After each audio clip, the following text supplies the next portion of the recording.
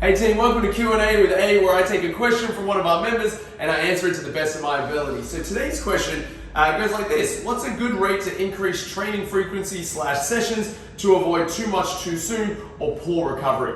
Awesome question, because it really is relevant to a lot of people, especially when your motivation is high and all you want to do is get after training, but you're not sure how much you should be doing in any given week, all right? So to answer this question, I'm going to jump straight to this graph where we look at how you progress from any exercise program that you're on, all right? This is just a general graph that you can apply to a lot of strength programs or general fitness programs, where we look to build over, say, a 4-week block, and then we pull it back for a week. Then we build again for 4 weeks, and then we pull it back. And then we build again for 4 weeks, and we pull it back. So the reason I want to show you this is how you progress, all right? We gradually build the volume, the training load over a 4-week period to allow your body to adjust to what the stimulus is. And then we take a step back, and that allows your body to recover from the previous 4 weeks of building. All right. Now, when we've taken that step back, we start the 4-week build again, but this time we're not starting from the base, we're starting from a little bit higher. And we start to build for another 4 weeks, and then we take a little step back. And then again, when we start to build again, we're at yet another higher level. All right. So the reason I wanted to share this with you is because this is the way you progress. And this is the way you should approach training volume as well, all right? Now, if we approach training volume like this, it's slow, it's steady, and you're playing the long game with this. And the reason why the long game is important is because if you want to achieve anything in fitness, you need to be consistent with your training.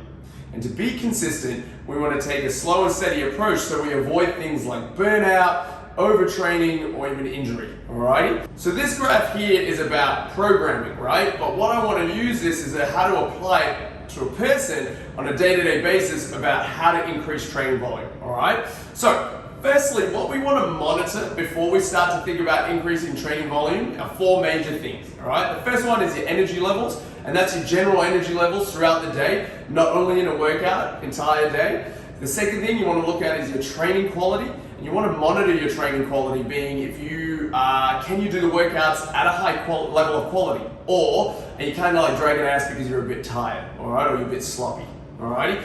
So then the next thing you want to monitor is your general mood. Are you more irritable than normal, or are you more happy than normal? And then the final thing you want to monitor is your sleep, all right? And with your sleep, are you having solid sleep, or are you having shit sleep? Are you irritable, like agitated at night where you can't really relax, all right? So those 4 things are what you want to monitor in order to know if you're ready to increase the amount of exercise you're doing. So if one or more of those 4 options are not positive, then you want to keep your training sessions where they are, or even pull it back a little bit to allow your body to adjust.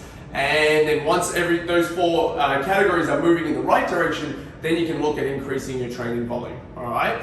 Now, when you increase your training volume, this is a gradual approach, and you want to just add little things each week that build on the week before, all right? So just in general, say you're doing 2 sessions in the first week, then you feel pretty good. Those 4 components, or those 4 categories you're looking at are feeling good. You're sleeping well, your mood's good, you got good sleep, and your training quality is good. Awesome. Then the next week we're going to add a 3rd session. You see how your body adjusts to that. If those 4 categories are moving well, then we add a 4th session as we go on. All right. So each week you constantly build on the week before. And then say after 4 weeks of building, you're going to take a little step back. Have your own deload week where you stop. You assess, you might train maybe once or twice in the week. You might, if you want to train more than that, you might pull the load back. This is very individual, but what the goal is to really take a step back from that 4-week build and just assess and see how your body's going, all right? Heads up, you might not feel like you need to do this. You might be like, no, I want to keep going for it, but just think it's about the long game. So take that step back, see what's going on, see what's worked well for you, how you're feeling with your training, what needs to make improvements, and then set that plan, and then you start to build again, and we go a little bit more. So again, when you start to rebuild, we're not starting back from base, we're starting about halfway, all right? So now we're gonna start building up and again.